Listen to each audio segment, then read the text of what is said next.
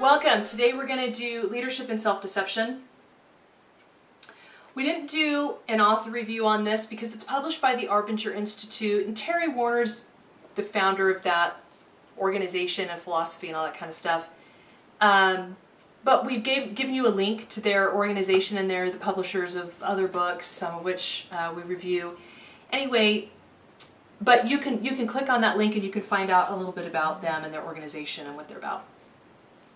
This was a book that, and I've written about this, but it's a book that was given to me by a dear friend after it had been recommended to me by other people because I kept complaining about some of the relationships in my life. And it had a huge impact on me because there's this, it's one of those self-help business books that's written kind of cheesy and so the storyline can seem kind of painful, and you don't want to, sometimes you feel like, oh, I don't have to keep reading because I don't know.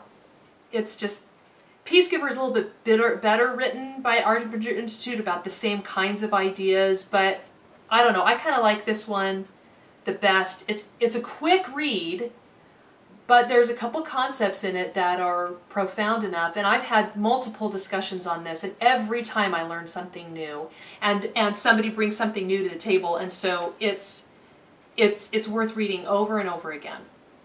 Now, Bud is the character that has the problems and that needs help, and so it's about him. And the truth is,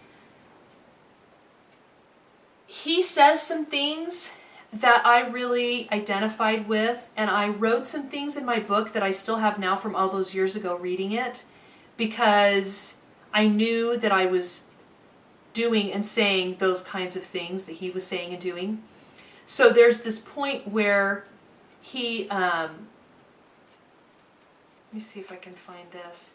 There's this point where he realizes that he's exaggerating other people's faults. That's a big issue.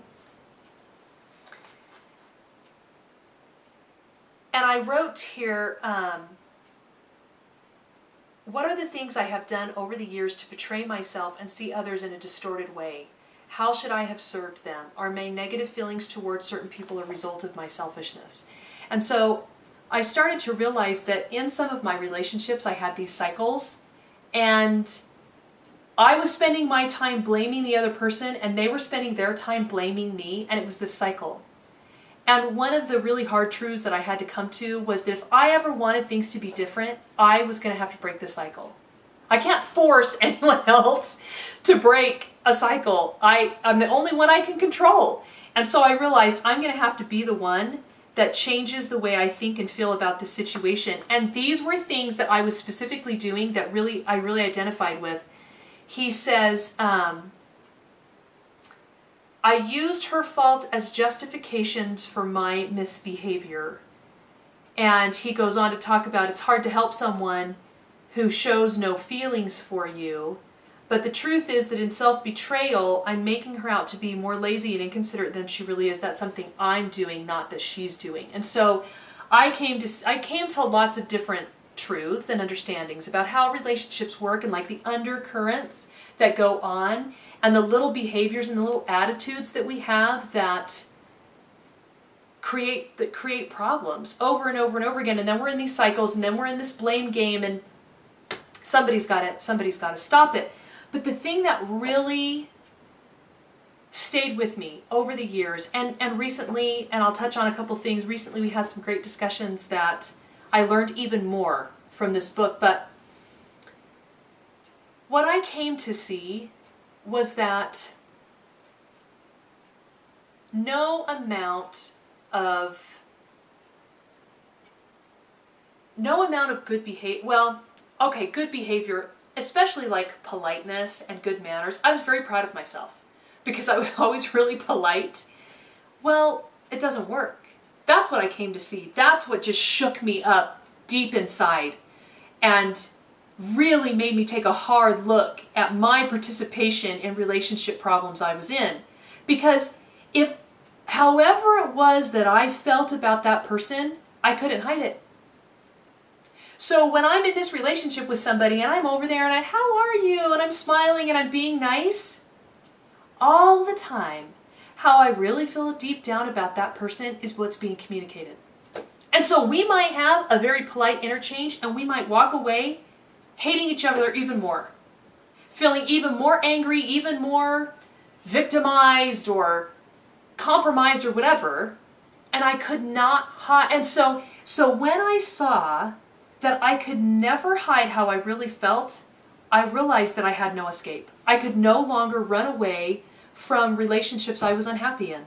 I was going to have to actually take some action and do something about it. And that's why it was a really great catalyst. And then I went on to, in our book group, we had read and discussed other books. And then there was this path to understanding relationships a whole lot better and seeing the relationship problems in other novels. And it ties back into this idea of personality versus character ethic from 7 Habits, where I could have personality ethic all day long. I could be so nice and do and say all the right things, and it wasn't going to be good enough because fundamentally deep down inside I wasn't different.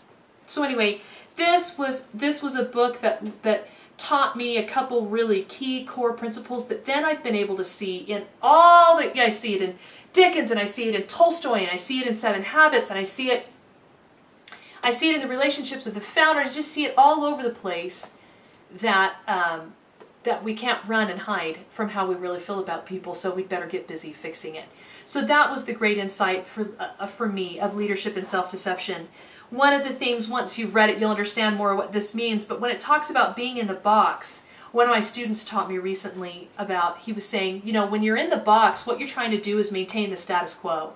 And that was just profound. I just thought, that's so true. How many times, we go to work, or we're in a marriage, or we have a child, and we just want to maintain the status quo. Just don't want to upset the apple cart. I know if I say anything, it's just going to...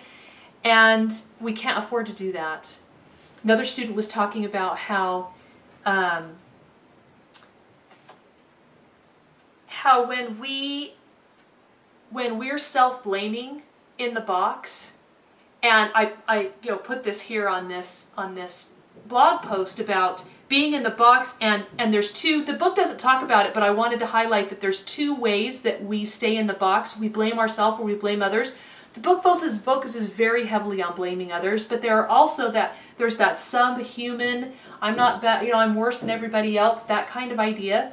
And one of my students says, well, do you think that when we stay in the box, when we blame ourselves, and that's the source of anger and chronic depression? In other words, do you think some people are chronically depressed because they're staying in the box by blaming themselves? Because blaming themselves isn't going to solve the problem. They've got to get out of the box. They've got to see the situation clearly and just forgive themselves and forgive others. Anyway, the book explains a lot of tools and tactics, and it's just the beginning of the story. It's not the end. So just use it as one tool in your tool belt, right? But very worth reading, very worth discussing. I hope you have great insights, and I hope it blesses your relationships as it has mine. And we'll see you next time.